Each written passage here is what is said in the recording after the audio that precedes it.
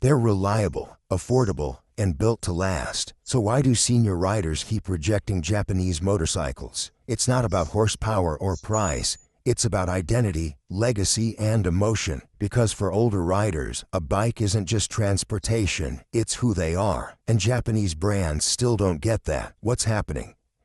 For today's senior riders, motorcycles were never just machines. They were symbols of freedom, rebellion, and identity. The bikes they dreamed of in their 20s were not measured by torque curves or electronic ride modes. They were judged by rumble, chrome, and myth. And in the America of the 1960s and 70s, that myth belonged almost exclusively to Harley Davidson. Owning one meant you had arrived. It meant you were part of something larger than yourself. Japanese motorcycles entered the scene in that same era, but their message was completely different. Honda's legendary slogan, "You meet the nicest people on a Honda," was a deliberate shift away from the outlaw image that surrounded Harley. These bikes were reliable, quiet, affordable, and approachable. For many, especially new riders and urban commuters, Japanese motorcycles made total sense. But for the rebellious core of American motorcycling culture, they felt sterile. They were practical, not passionate. They were tools, not dreams. That perception was cemented early. While Harley dominated rallies, clubs, and custom garages, Japanese brands built a reputation for affordability and technical refinement. And for an entire generation of riders who formed their identity on American roads, that difference never went away. Today, those same riders are in their 60s and 70s. They have more time to ride. They have the money. But when they think of motorcycles that represent their life story, they don't think of a Honda Shadow or a Yamaha V-Star. They think of steel tanks, long pipes, and a sound you can feel in your chest. This isn't about logic or engineering. It's about emotional memory. Even if a Honda Goldwing offers more comfort, more power, and better electronics than a Road Glide, it doesn't matter because it doesn't carry the same symbolic weight. For these riders, a Japanese badge still feels like a compromise, not because it's inferior, but because it's not what they grew up wanting. But it's not just about brand nostalgia, it's about feel, the kind of mechanical experience that makes a bike more than just efficient transportation. And this is where the gap grows even wider. Overbuilt, underfelt. If you take the average senior rider and put them on a modern Japanese cruiser, there's a good chance they'll be impressed, but not moved. The engineering is undeniable. The Honda Goldwing is a technological marvel. The Yamaha Venture offers smooth power delivery and plush long-distance comfort. Suzuki and Kawasaki have their own versions filled with torque-rich engines and refined ride quality. On paper, these bikes should dominate the senior market, but they don't, because what they offer in refinement, they lack in rawness. Older riders are not looking for the quietest engine or the smoothest throttle. They're looking for a connection, a sense that the bike is alive beneath them. They want a machine that shakes at idle, roars at speed, and reminds them with every vibration that this is not a car, this is a motorcycle. It should growl, not whisper. Japanese cruisers have steadily engineered those sensations out. In pursuit of reliability and refinement, they have eliminated much of the visceral feedback that senior riders cherish. The result, machines that are flawless to ride, but forgettable to feel. Goldwings float, Road Kings rumble. The difference is not just mechanical, it's emotional. This is especially important to riders who came up wrenching their own bikes. For them, part of the joy is in the quirks. The slight shudder at startup, the way the engine bucks slightly under heavy throttle, the feedback that tells you you're part of the machine, not just riding on top of it. When Japanese bikes removed all that in the name of smoothness, they created a product that, while excellent, no longer spoke the same language. Younger riders might appreciate the ease, but senior riders often feel alienated. They don't want ride modes and touchscreen infotainment. They want a solid analog throttle, a physical clutch, and a direct connection to the road. In short, they want the motorcycle to feel like it has a soul, and when that soul is missing, the machine becomes hollow. No matter how well it performs. Still, even if the riding experience were identical, there's another factor that would keep many seniors away, and that's how the bike reflects who they are. We've dropped our must-have riding gear in the description. Take a peek before your next ride. Identity is louder than horsepower. A motorcycle is more than a vehicle. It's a projection of who you are, or at least who you want to be seen as. For senior riders, especially those who came of age when motorcycles were a countercultural statement, That projection is critical. They're not just buying a machine, they're buying an identity. Harley-Davidson understands this better than almost any brand on earth. Their bikes aren't sold on specs. They're sold on image. The look, the sound, the history, it all reinforces the message. You're part of something bigger. Indian Motorcycles has tapped into that same emotional core, offering heritage and strength wrapped in a legacy of American craftsmanship. Between them, they own the language of motorcycle identity in North America. Japanese brands have never fully cracked that code. Their marketing often leans on practical benefits, better fuel economy, smoother power bands, less maintenance. And while those are objectively valuable, they don't stir the soul. A senior rider doesn't care if the V-Star 1100 is more efficient than a Softail. They care that when they roll up to a bike night, heads turn.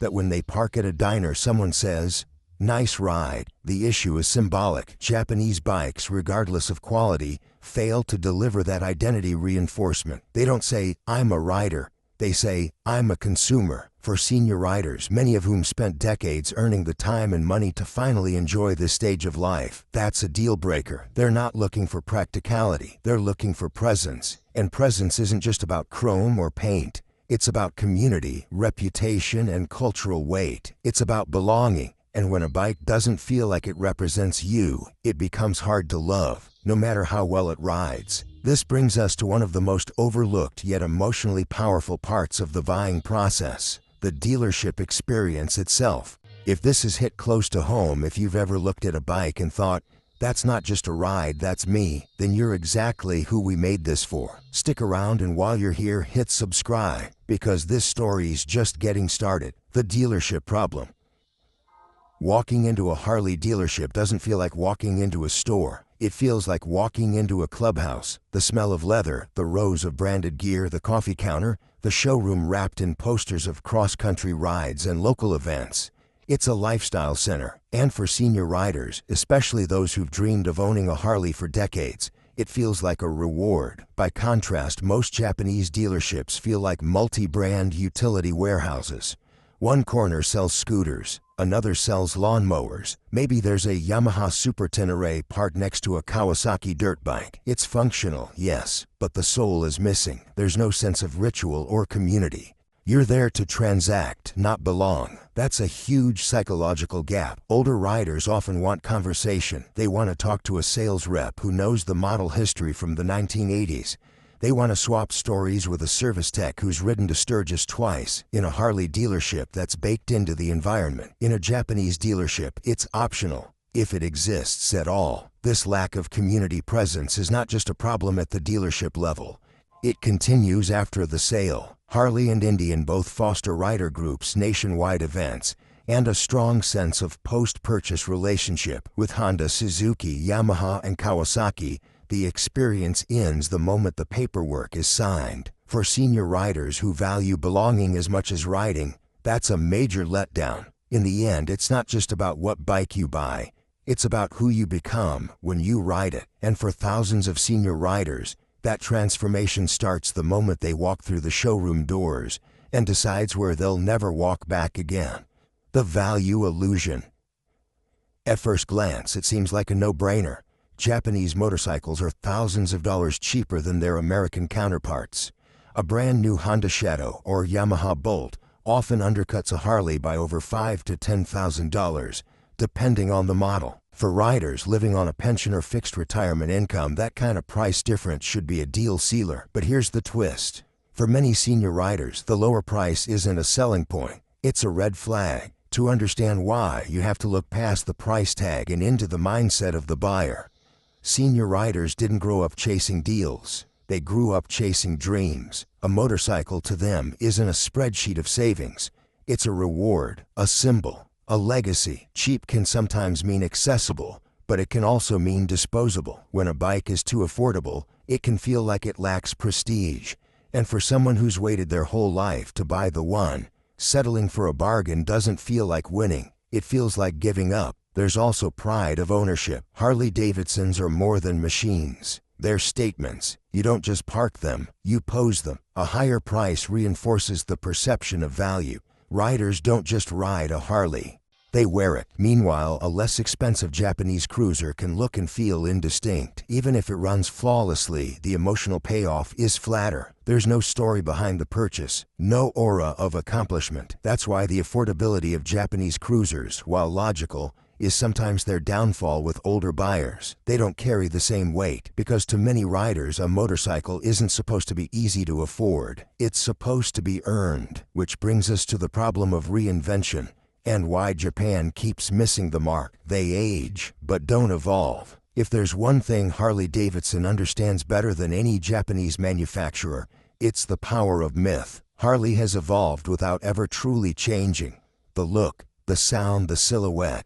They've refined their bikes, but never betrayed their DNA. That consistency is what builds loyalty. Japanese brands, on the other hand, often feel like they're still trying to figure out who they are. Look at the visual language of cruisers from Honda, Suzuki, or Yamaha. While their engineering has always been solid, their designs often chase trends instead of setting them. A Shadow or a Vulcan may technically be a cruiser, but it rarely evokes the same visceral reaction. Chrome accents over plastic fairings, faux air-cooled fins over liquid-cooled reality. To older riders, it feels like mimicry, not mastery. And when Japanese brands try to go retro, the results often land awkwardly. They either go too minimal, stripping away personality, or too ornate, adding unnecessary flourishes. There's no cohesive story. It's as if the designers tried to approximate what American bikes should look like, without fully understanding the culture that shaped them. The result, a machine that looks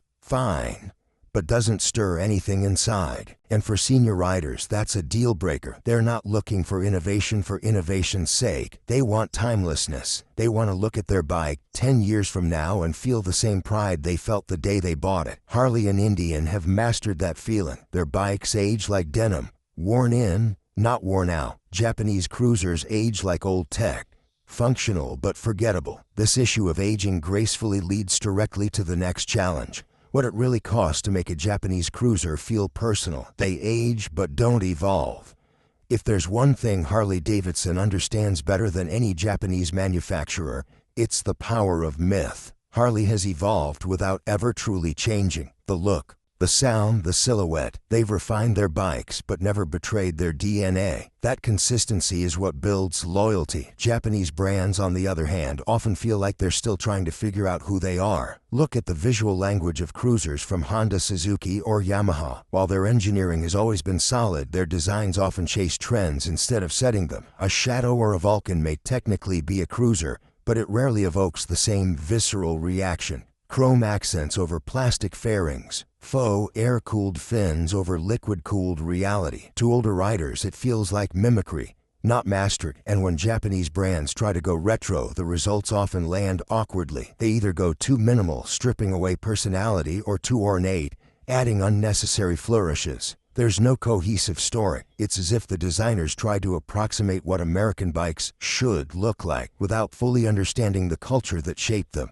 The result, a machine that looks fine, but doesn't stir anything inside. And for senior riders, that's a deal breaker. They're not looking for innovation's sake. They want timelessness. They want to look at their bike 10 years from now and feel the same pride they felt the day they bought it. Harley and Indian have mastered that feeling. Their bikes age like denim, worn in, not worn out. Japanese cruisers age like old tech, functional but forgettable. This issue of aging gracefully leads directly to the next challenge: what it really costs to make a Japanese cruiser feel personal. No tribe to belong to.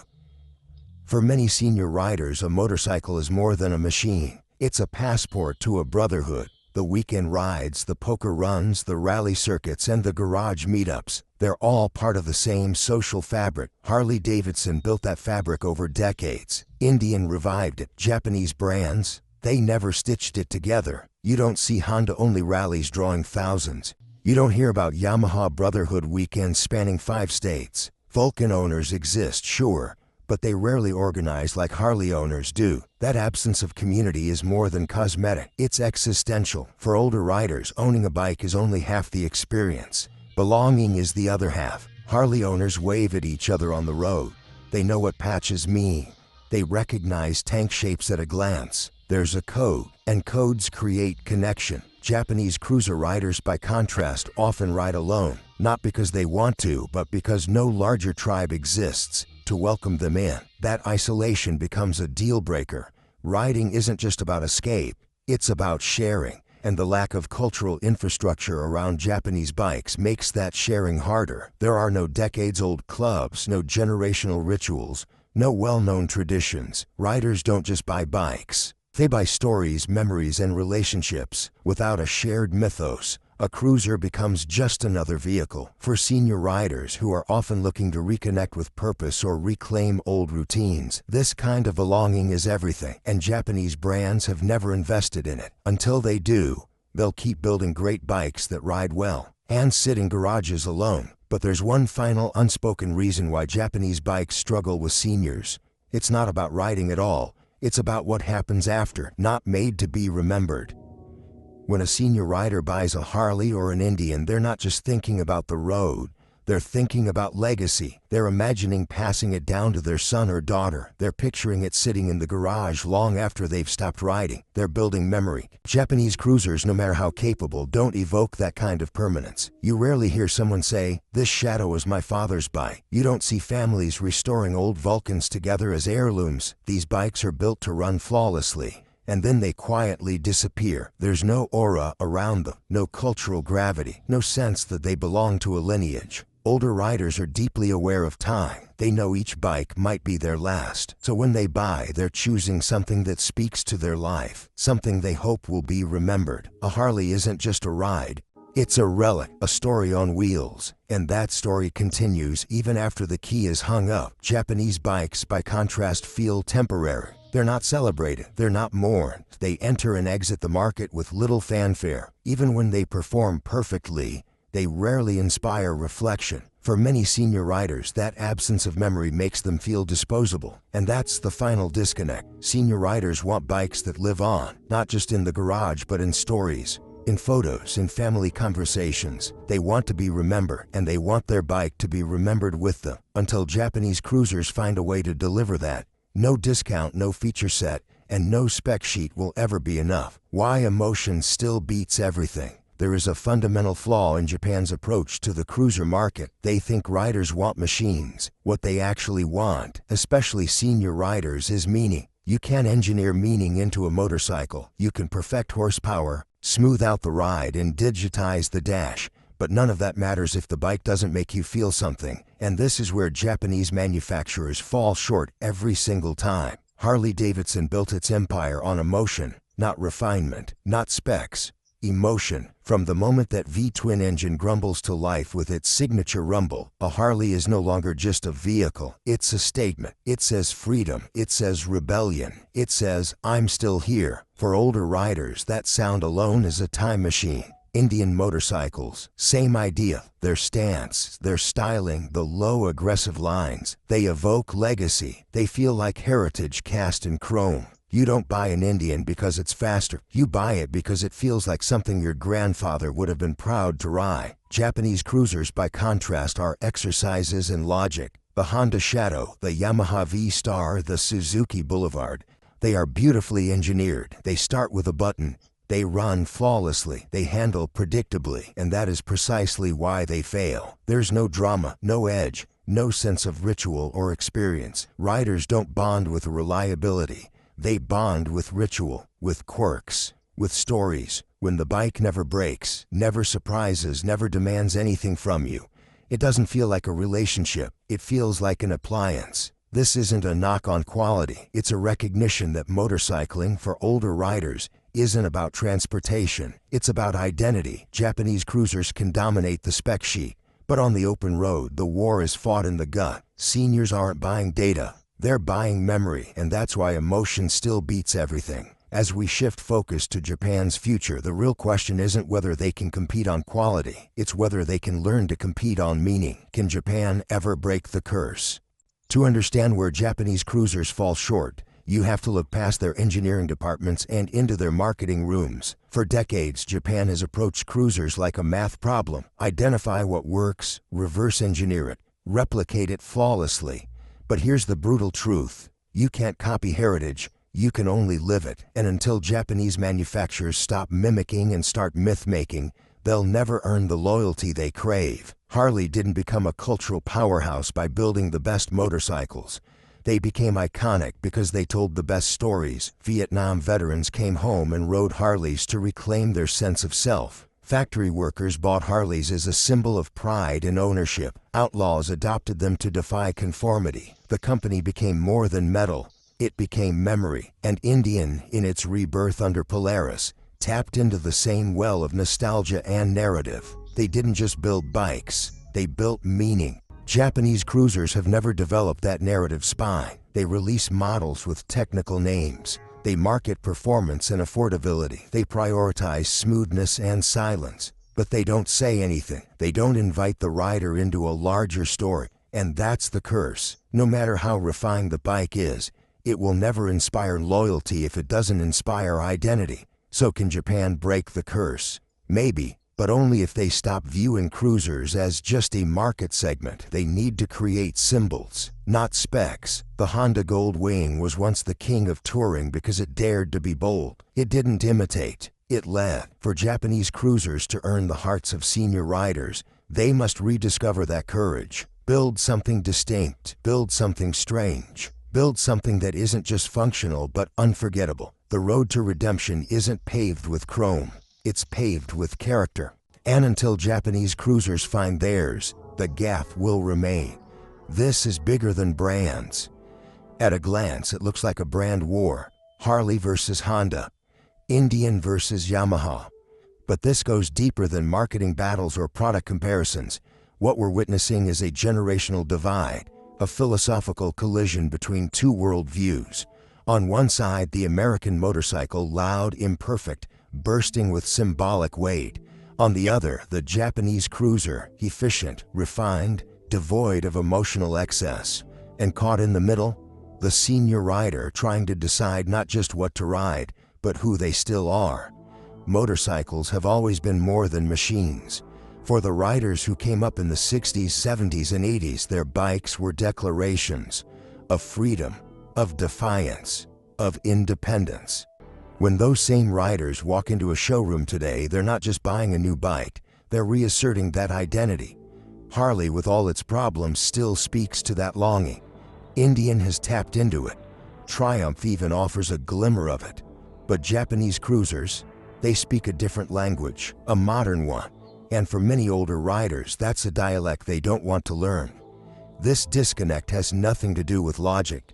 In fact, the Japanese offerings often make more sense. They're cheaper, lighter, easier to maintain. Objectively, they're excellent motorcycles. But objectivity is the enemy here. Senior riders aren't trying to make the most rational choice. They're trying to reconnect with a piece of themselves. They're not riding to commute. They're riding to remember. That's why this is bigger than brands. It's about what each bike represents. The Japanese cruiser might be a better machine, but if it doesn't feel like an extension of the rider's identity, it won't win. Harley sells heritage. Indian sells symbolism. Until Honda, Yamaha, and Suzuki understand that, they won't just lose sales. They'll lose the war for meaning. And as the years go by, that war is only becoming more decisive. Why the gap keeps growing. Every year that passes, the difference between Japanese cruisers and their American counterparts becomes harder to close. Not because the bikes themselves are worse, but because the emotional distance is expanding. For senior riders, time has only deepened the mythology around Harley and Indian. The longer those brands survive, the more sacred their legacy becomes. They're not just selling motorcycles anymore. They're selling continuity. Meanwhile, Japanese brands have remained frozen in a state of technical evolution without emotional evolution. Their bikes are updated, retooled, redesigned, but never reimagined. The messaging doesn't change. The tone doesn't shift. The product gets better, but the story stays flat. And in a world where heritage grows more valuable with age, flat stories are fatal. You can see it in the rallies, in the riding groups, in the social media feeds. Harley riders post photos not of their bikes but of their journeys, their friends, their history. Japanese cruiser owners rarely post at all. The emotional energy is missing, and that absence turns into silence. Silence in forums, silence in conversations, silence in identity. That silence is the real problem, because emotion builds legacy, and silence erases it.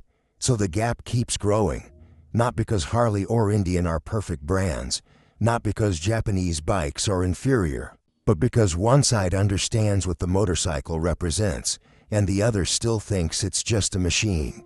If Japanese cruisers want to matter to senior riders, they need to stop chasing perfection and start chasing meaning. Until then, the gap will remain. And every year it will widen, quietly, steadily, and permanently. If this video hit home, do 3 things. Drop a comment, hit the like button, and subscribe. We're not just talking bikes, we're talking identity, legacy, and everything that makes riding matter.